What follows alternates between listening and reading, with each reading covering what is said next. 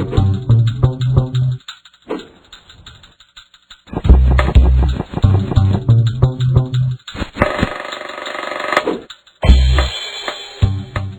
à tous, bienvenue au Bala littéraire avec Alessandra, Nathalie et en tant que romancière aujourd'hui Claire Bochard avec son dernier roman, le manuscrit MS 620, édition Filature, collection polar d'Argo. Donc première question, quel est ton parcours? Comment t'es venue l'envie d'écrire? Déjà, bonjour à toutes les deux. Merci Alessandra, merci Nathalie pour votre invitation. Je suis ravie d'être là. Alors, mon parcours, j'ai publié plusieurs livres, 4 romans et d'autres qui sont des coécritures et des témoignages. Et mon envie d'écrire, en fait, elle a toujours été là. C'est pour ça que je me suis d'abord orientée vers le journalisme, avant de bifurquer vers le scénario. Et donc l'envie d'écrire a toujours été présente chez moi. Et l'écriture de romans me permet vraiment de la pousser et de mettre beaucoup de fantaisie dans ma vie. Alors parle-nous un peu des romans qu'on voit sur cette table, et en particulier du dernier.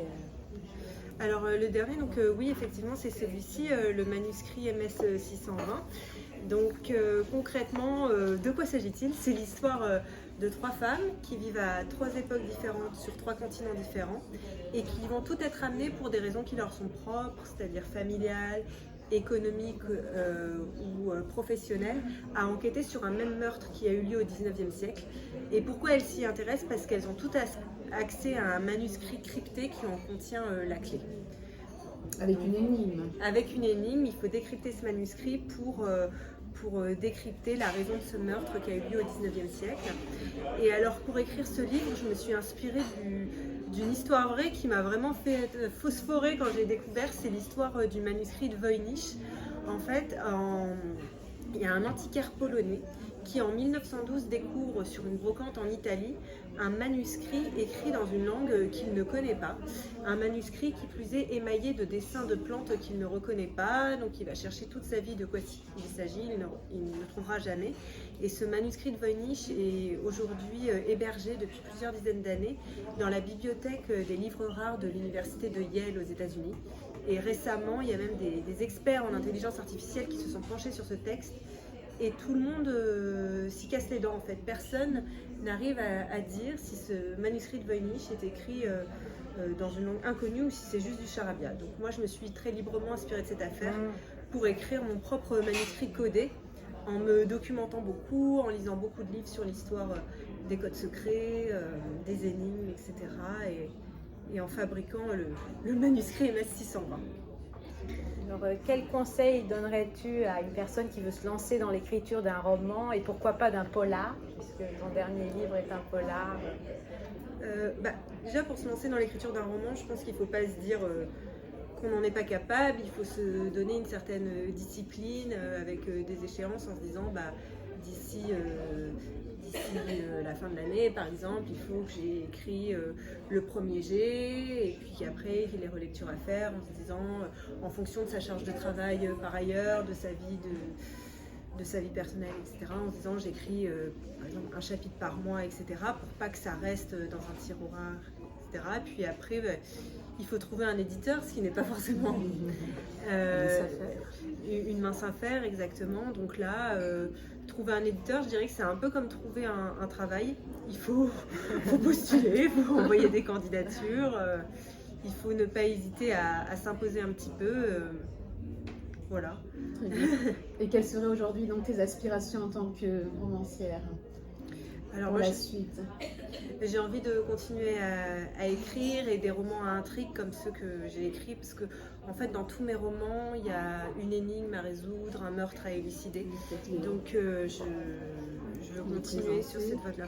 Oui, Ambition assassine, édition du Rocher. Voilà, qui est sortie en 2018 au Rocher. Alors Ambition assassine, c'est l'histoire d'une journaliste qui travaille dans un grand hebdomadaire qui sera un peu l'équivalent du Pan ou de l'Express, et qui va être mise, qui va découvrir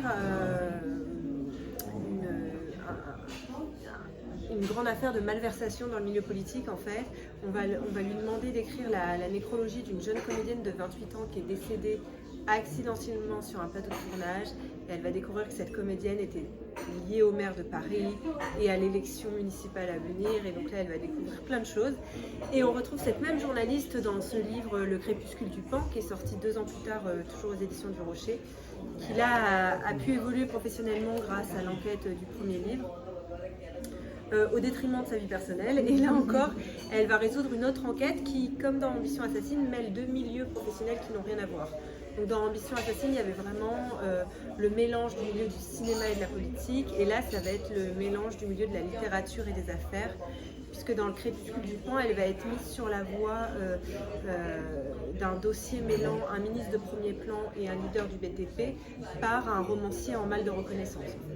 Ça, c'est un personnage que tu vas reprendre dans le futur? Oui, j'y songe, parce que j'aime bien, je suis une grande consommatrice de séries, donc j'aime bien retrouver le même personnage. Et donc le dernier, alors ton premier, le premier, Valse les jours. Alors ça, c'est l'histoire de 3 femmes qui vivent à 3 époques différentes à Paris, et il y a une chanteuse de cabaret dans le Paris de l'après-guerre, une mère de famille dans les années 80 et une jeune journaliste d'aujourd'hui à qui l'on va demander de réaliser un documentaire sur la chanteuse d'après-guerre. Et en menant ses recherches pour ce documentaire, elle va se rendre compte que leurs 3 destins sont liés. Donc on retrouve un peu les destins entremêlés. Oui. Les destins de femmes des 3 femmes. Voilà. Alors, qu'est-ce que l'écriture t'apporte dans ta vie, au quotidien, dans ton cheminement? Alors, je dirais que l'écriture de fiction, là, pour le coup, qui est très différente de l'écriture journalistique, par exemple, ça m'apporte beaucoup de fantaisie. Ça permet vraiment de laisser libre cours à son imagination, d'explorer tout le champ des possibles. Et je dirais que ça m'apporte... c'est ça, en fait, que ça met beaucoup de fantaisie dans ma vie. Je dirais que c'est avant tout ça, c'est une manière de s'exprimer presque sans aucun cadre, sans aucune barrière. Plus que dans le journalisme où c'est beaucoup plus cadré. Voilà. Et plus libre. Et plus libre. Et actuellement, tu es sur un roman en cours? Oui. Ah. J'en ai toujours un sur le feu. C'est un polar aussi. Voilà, en tous les cas, c'est un roman à enquête, à énigme, comme les précédents. Avec une journaliste comme... Alors non, pas de journaliste. Ce sera plus un roman dans la même veine du manuscrit MS-620 pour le coup.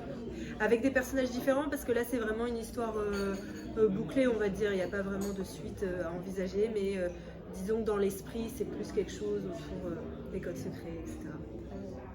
Merci beaucoup, Merci Claire. beaucoup. Merci à Je vous. vous invite à lire le manuscrit MS-620. Et vive les balades littéraires. Merci beaucoup. Merci à tous. À bientôt.